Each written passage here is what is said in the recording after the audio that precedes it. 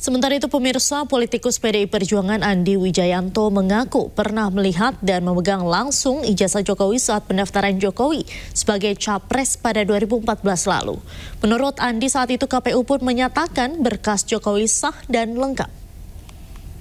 Itu saya melihat memegang langsung ijazah dari Pak Jokowi, juga ijazah Pak JK, dan kelengkapan administrasi, baik semua berkas-berkas data diri, ijazah sekolah, hingga ijazah universitas dikumpulkan, diserahkan ke KPU sebagai persyaratan pencalonan Pak Jokowi dan Pak JK.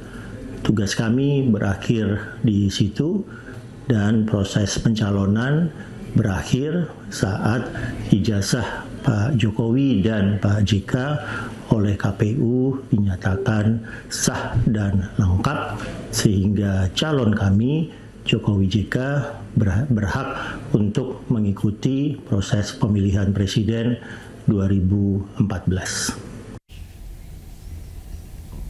Kejaksaan Agung memastikan Riza Khalid bisa ditetapkan masuk DPO atau daftar pencarian orang bila tak juga memenuhi panggilan sebagai tersangka. Informasi selengkapnya kami hadirkan usai jeda, tetaplah di iNewsroom. Anda kembali di iNewsroom pemirsa. Pengadilan Negeri Surakarta menghentikan sidang pembuktian ijazah Jokowi karena menjadi wewenang Pengadilan Tata Usaha Negara. Perkumpulan praktisi hukum menilai penggugat bisa dijerat pidana karena telah mencemarkan nama baik dan memfitnah Jokowi.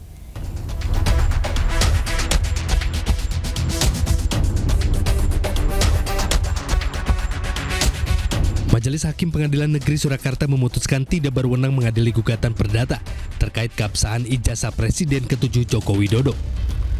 Hal ini sekaligus menggugurkan gugatan perdata terhadap perkara ijazah Jokowi yang dilayangkan oleh para penggugat.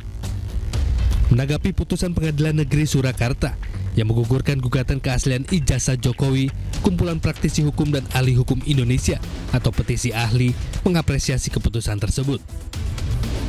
Dengan ditolaknya gugatan itu, penggugat bisa dimintai pertanggungjawaban pidana dan dikenai pasal berlapis atas dugaan pengaduan dan keterangan palsu, fitnah, penghinaan, dan pencemaran nama baik. Ada konsekuensi hukum pidana bagi penggugat ini karena yang pertama telah menimbulkan kegaduhan, ya. Terus yang kedua, penggugat juga tidak bisa membuktikan dalil-dalil argumentasi hukumnya sebagaimana ketentuan hukum perdata aktor incumbit probatio. Siapa yang menggugat dialah yang harus membuktikan. Karena memang gugatannya sudah dilayangkan, maka ada potensi pidana terhadap penggugat, yaitu keterangan palsu, ya, pencemaran nama baik, fitnah, dan pengaduan palsu. Sementara itu, penggugat keaslian ijazah Jokowi, Muhammad Taufik, menyatakan bahwa sidang berlangsung karena masih ada proses banding dan yang lain. Nah, kalau menggugat dianggap melakukan pidana, ya peradilan perdata ditutup. Lagi pula orang harus paham itu apa artinya putusan yang berkekuatan hukum tetap. Di Solo ini sidangnya masih berlangsung, ada banding dan lain-lain. Putusan Majelis Hakim Pengadilan Negeri Surakarta tertuang dalam amar putusan perkara nomor 99. Majelis Hakim juga menghukum penggugat membayar biaya kompensasi perkara sebesar Rp506.000. Dari tim liputan iNews melaporkan. Pemirsa, Roy Suryo CS terancam jadi tersangka setelah polisi menyatakan laporan Joko Widodo terkait pencemaran nama baik naik ke tahap penyidikan. Polisi juga akan memanggil kembali Jokowi sebagai pelapor untuk diperiksa lebih lanjut.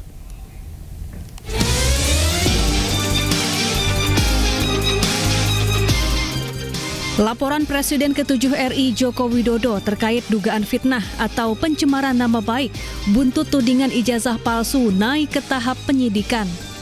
Polisi menyatakan menemukan unsur pidana dalam laporan. Polisi juga membuka peluang untuk memanggil kembali Jokowi sebagai pelapor untuk diperiksa lebih lanjut. Berdasarkan hasil gelar perkara tadi malam, maka terhadap laporan polisi yang pertama, pelapornya adalah Saudara Insinyur HJW dalam proses penyelidikan yang sudah dilakukan, dalam gelar perkara disimpulkan, ditemukan ya, hasil penyelidikan sudah ditemukan dugaan peristiwa pidana sehingga perkaranya ditingkatkan ke tahap penyidikan. Sebelumnya, Jokowi mendatangi Polda Metro Jaya 30 April lalu untuk melaporkan sejumlah pihak yang dinilai telah mencemarkan nama baiknya. Di antaranya mantan Menpora Roy Suryo, ahli digital forensik Rismon Sianipar, pegiat media sosial Dr. Tifauziah Tiasuma, pemerhati politik Rizal Fadilah, dan seseorang berinisial K. Tim Liputan iNews melaporkan. Proses hukum tudingan ijazah palsu yang dilaporkan Presiden ke-7 RI Jokowi naik ke penyidikan. Polisi akan segera menetapkan tersangka dalam proses penyidikan ini. Ada 3 hal penting dari perkembangan kasus ini, diantaranya. Yang pertama, berdasarkan hasil gelar perkara, ditemukan unsur pidana dalam perkara yang dilaporkan Jokowi. Yang kedua, total ada 4 laporan polisi serupa yang naik ke tahap penyidikan, sementara 2 laporan lain dicabut. Ketiga, polisi akan segera menentukan sosok tersangka setelah 4 laporan terkait tudingan ijazah palsu naik ke tahap penyidikan.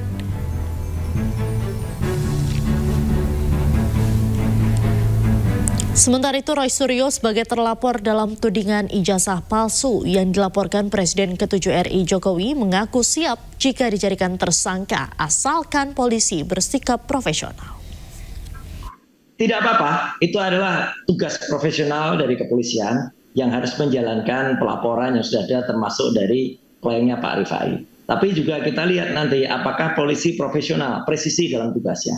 Kronologis nggak, runut nggak. Nah, kalau nanti misalnya akan diadakan pasal-pasal yang mungkin akan dikenakan soal pencemaran nama baik, fitnah, antara 32, 35. Kita lihat tuh, kalau dari pasal 32, 30 berarti apa? Ada dokumen elektronik yang nanti harus disidik. Dokumen elektroniknya dari siapa? Itulah maka kader PSI yang lain Dian Sandi itu harus diperiksa duluan lagi, harus dilidik lagi dengan lebih ketat karena dari dialah, dan dialah yang sebenarnya masuk di pasal 30 dan 35 karena dia mengupload izin, mengupload dokumen elektronik yang sebenarnya dokumennya itu tadi adalah analog, kemudian foto, kemudian dia potret tapi fotonya juga miring sehingga ubah itu dia tidak mentransmisikan, upload dapat diaksesnya. Yang saya lakukan kan ada sebuah hasil dokumen elektronik, kita menganalisis dan tidak perubahan sedikit pun karena yang saya lakukan adalah uji elektronik. Itu Mbak. Jadi artinya silakan, saya siap melakukan semua prosesnya dan nanti dengan anjuran nanti dari para kuasa hukum yang ada, insya Allah kita akan dukung kepolisian bisa menelisik kasus sebaik-baiknya, bisa melidik dan menemukan siapa-siapa orang masuk dalam pasal-pasal itu.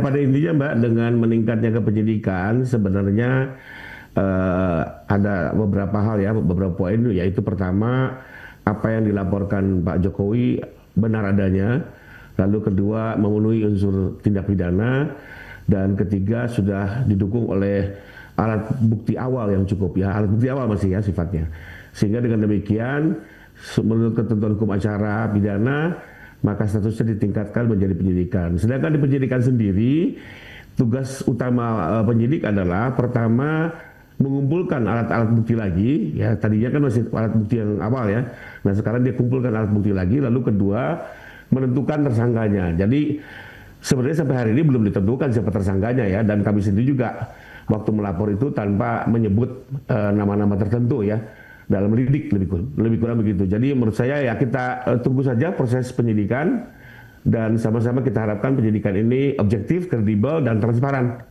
agar yang dimintai pertanggungjawabkan adalah orang-orang yang sepatutnya, dan yang tidak terlibat tentunya kita berharapkan juga tidak menjadi tersangka ya, karena bagaimanapun juga hukum ini harus tepat sasaran.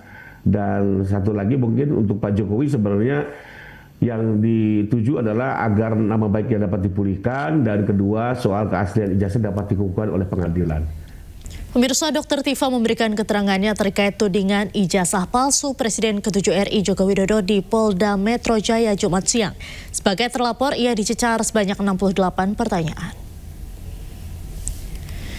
Tifauzia Tiasuma alias Dr. Tifa memenuhi undangan klarifikasi dari Polda Metro Jaya terkait kasus tudingan ijazah palsu Joko Widodo pada Jumat siang kemarin.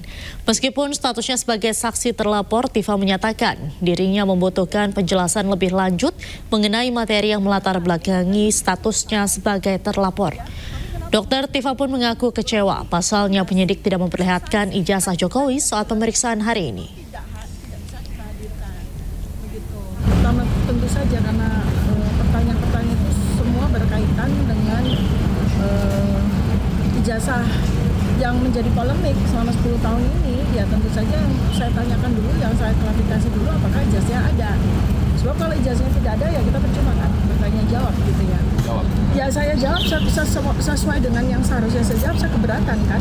Sebab saya tidak akan berkeberatan, saya akan dengan senang hati menjawab semua pertanyaan itu kalau ijazah itu hadir. Tapi kalau ijazah itu tidak ada, lalu diskusi kita akan kemana nih gitu kan. Jadi seperti berimajinasi semua gitu.